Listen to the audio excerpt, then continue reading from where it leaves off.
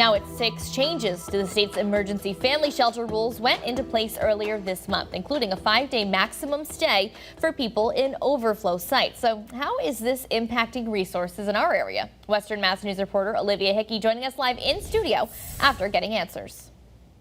Abby, overflow shelters in the eastern part of the state. This impacts Chelsea, Lexington, Cambridge, and Norfolk, which have these policies in place.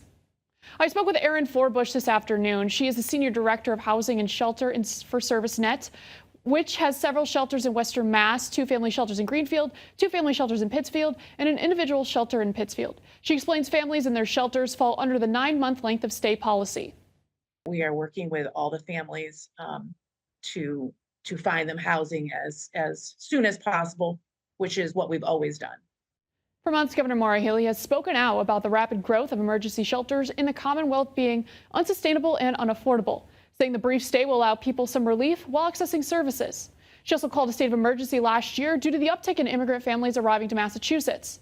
She and others, including Lori Millman from the Center for New Americans, are calling on the federal government for more support. If the national government is going to do this, it needs to support the state governments that are doing the welcoming, and all of us on the ground who are teaching English, providing legal services, coaching people through jobs.